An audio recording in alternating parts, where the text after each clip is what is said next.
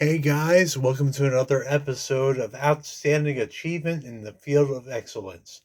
I'm your humble host, James Windsor Smith. And today's topic is actually all about foreign comics. Like the stuff that is in your collection that looks kick ass, but it's not necessarily something you would read. And the reason that we are going to be doing this is because of my 98-year-old abuela, who actually passed away at the age of 98. God rest her soul.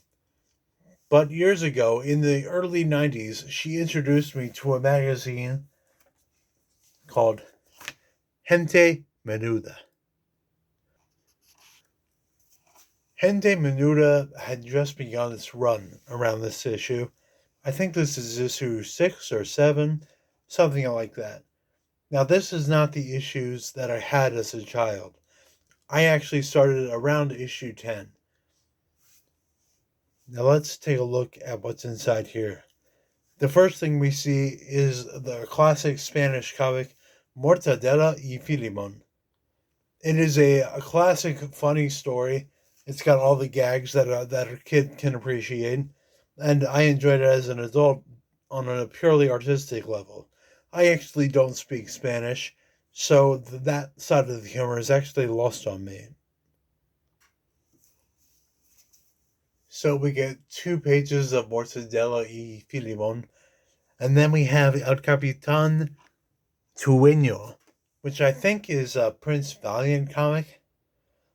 I'm not really recognizing the art. It's adequate, but nothing in it really jumps out at me. Whereas this is actually Conan, which I definitely appreciate. This is from an issue of Savage Sword of Conan, which was black and white comics that Marvel had produced. They were in black and white, but as you can see, these are in color. Whether they were colored for overseas by a Spanish company or whether Marvel lent out their colorists, I have no idea. But it does look good. So after a mere 2 pages of that, you have 2 pages of Super Lopez. Now, Super Lopez, I think, is a pretty universally loved series. If you go on Netflix and look up Super Lopez, you'll actually find a live action movie of his adventures. There's a lot of action in the series. As you can see, there's a lot of onomatopoeia. But we're not here for onomatopoeia. We're here for the next strip. This is Lieutenant Blueberry. Now, in the 90s, I was exposed to artists I thought were great, like Jim Lee, Rob Liefeld, Mark Silvestri. They're all good and they all have their own qualities. However, none of them has the detail that you would find when looking at Lieutenant Blueberry. I did not speak a word of Spanish, and I was just hypnotized by the art. I was just blown away by the awesomeness and the detail I was seeing. I can even see the exact one that I had as a child. I did have several, but one of them that I saw for the first time really stood out at me. It was the lieutenant, Mike Blueberry, was fighting like a buzzard to the death. And the colors and the imagery was just next level. This is not the best quality of paper that you're going to find in comics. As you can see, it's kind of flimsy. However, it really, really reproduces the color like I've never seen. If you've seen the American reprints, you can find the exact same adventure that I had grown up on. However, there's something lost in the glossy colors, in the glossy paper, and the colors applied to it, I should say. So I really owe my abuela a debt of gratitude. She got me this flimsy 17, 18 page comic because she's like, oh, my grandson loves comics. Let's see, he'd probably like this. She had no idea she was introducing me to one of the greatest artists in the world. That being obviously Moebius, and not the whoever this guy is who did Spider-Man. I have no idea who that artist is, but next to Moebius, yeah, it doesn't really matter who they are. Well, that's not true. I mean, if you know who you're these, feel free to leave something in the comments. Okay, so we have your standard Spider-Man fare, and then we have Zippy Izabe. I've seen that as I had grown up. However, it never really caught my attention. Not the way this did. Now, up until now, everything that you've seen has been in Spanish. However, this strip is actually in English. Now, why is a comic from Belgium reproduced in a Spanish magazine in English? I'll tell you what. They knew this is very accessible material, and they knew that they could use this book to teach children to speak English in foreign languages. Like over on the side here, there's actually a glossary. So everything in the word balloons, well, everything that's hard, you're going to find in the glossary. So if you speak basic English, you're going to find the meanings of the words that you don't know on the side.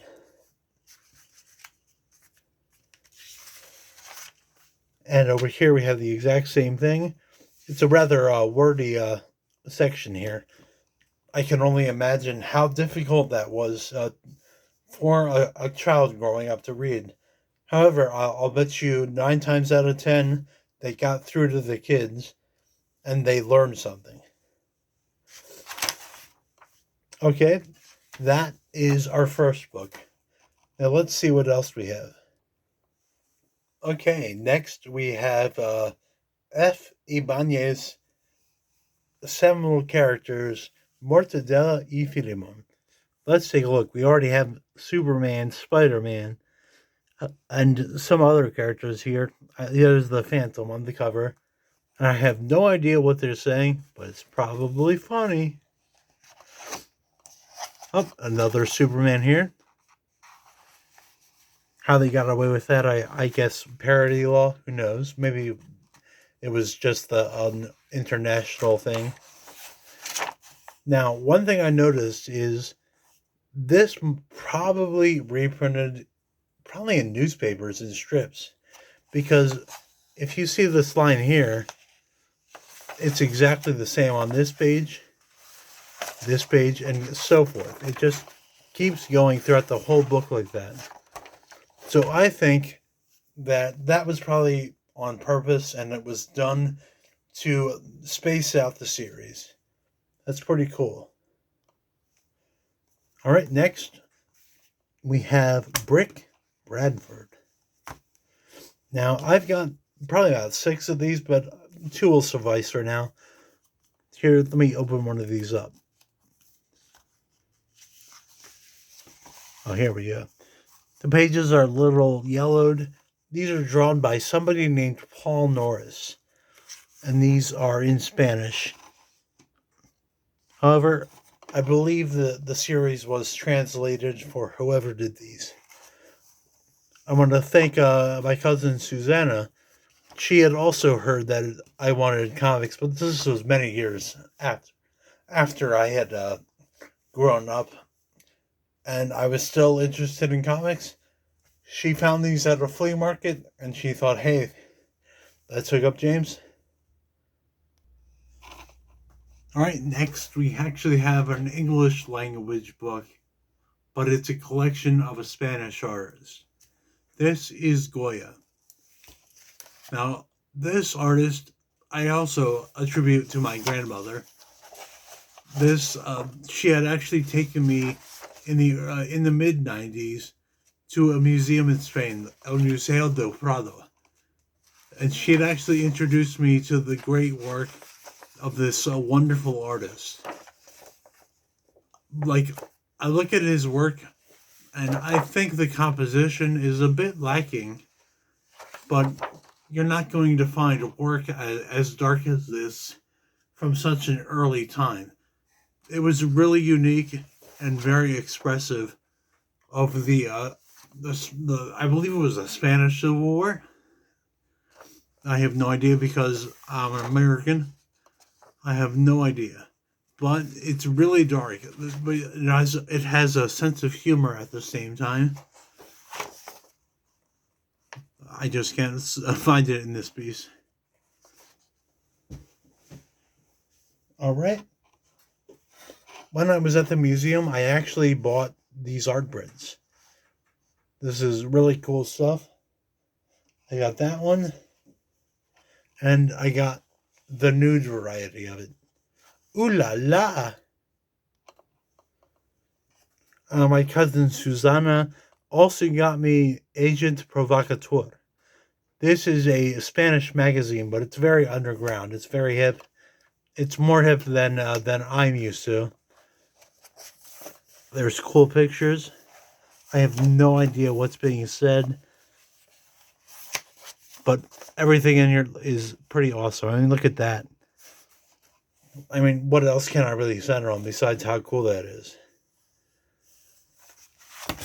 And check out the cover. She also introduced me to the work of Ben Mara. Like, that tells you how hip she was, or she still is. She's actually friends with John Waters, of all people. But anyways, look how cool that image is. She is just, she just blows my mind every day. It's just great stuff. Speaking of Moebius, here's a calendar from 1991, as you can see. And it features the art of Moebius. I actually picked this up at my local comic store. They had just gotten in the hardcover epic stuff. I believe it was Graffiti Designs at the time that was actually doing the publishing end. But they had just gotten those in, and I asked them how much they were, and they just informed me they were going online. They just knew that they were going to find like the best market value on eBay. And I don't blame them. That's good for them. It's a tough loss for me. But I actually saw this calendar, and I asked them if that was for sale. And they said, sure, if you're willing to pay the cover price for the calendar. And I was like, fair enough. I mean, how often do you find a Moebius calendar? So I get to my car, and I find Moebius has signed this. I don't think they even know what they had on their hands.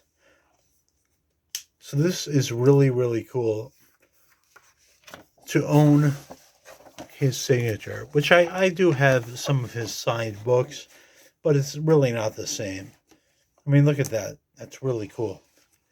He's one of those people who I appreciate their work the older they get. Like, these are cool. I think I have a magazine with that cover. That reproduces really well on this camera, I gotta say. All right, next, more and more Super Lopez. I noticed the same thing going into this, and that's the repetition of this line. They either reprinted them from newspaper strips, or they were giving you a practical way to do so internationally if you wanted to. These seem very, very funny. There's always superhero parodies. Like, here's the thing. It's like Super Lopez himself is a Superman parody. But I love the cartoony style. And here's an ad for Mortadella y Filimon. Speaking of which, Mortadella y Filimon by F. Ibanez. Little prelude to the story here. And then here from Ole is Mortadella y Filimon. The intro went on a bit longer than I thought. But I love this style. It reminds me of that Asterisk series. It is charming and fun, and I can't get enough of this style. I think Susanna also gave me this one. Boom. And now the most reviewed book on the internet, Arzak. I think this one is popular in America because you don't have to worry about the language because there are no words in the story. Of course, you'll want to read that, but let's get past this. This looks really cool, though. Let's take a look. Oh, and the deviation or la deviation is known as the detour in America, and that has words. It also has beautiful rendering. It's a lot of words. Enough words to make up for the rest of the book.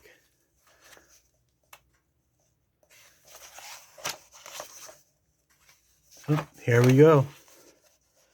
Arzak.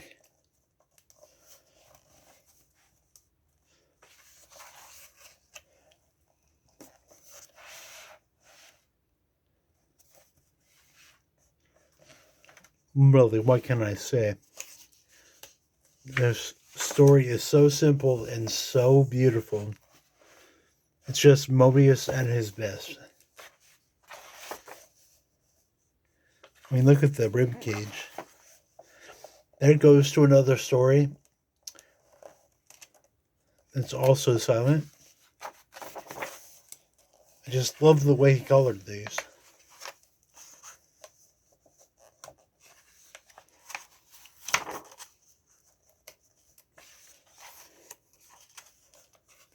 And Arzak, you'll notice if I lower this a little, he changes the spelling of Arzak every time that we see it.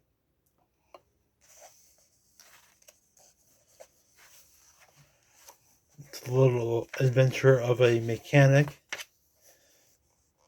I believe he's repairing the concrete bird. Sorry, I can't really see the whole thing here. Okay, now this story is going to be crazy. The spelling even begins with an H and ends in a KC.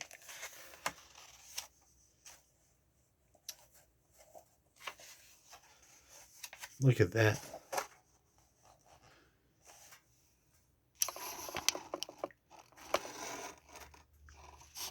Sorry, I'm trying to show you as much as possible without loosening the phone from its holder.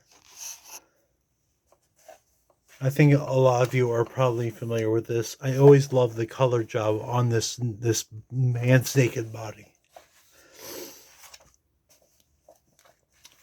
Still more, but now this must be a little bit later because there are words.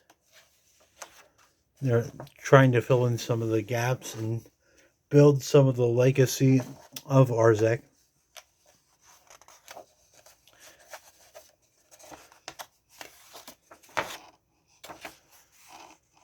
Alright, and that is it for that. Alright, the last thing I'm going to show you is the Spanish or the Japanese version of Ghost in the Shell Part 2. Now, as you can see, he had already started doing digital color. While it looks very good, it looks too clean, and it would take a while for the artist to really form the darker look with all the grit that we've come to know and love. This is Masasune Shiro at his best. This is really a cool looking book. Not so much for the story, but just to look at it, you can see he's one of those artists who really puts himself into everything he's doing. Now that pretty much is it. Now, if you have a book that you would like promoted within this channel, put it in the links below, or put it in the Facebook group, and I will make sure that by the next video that I get to plug it away. Alright, I remain James Windsor Smith, and I'll see you next time.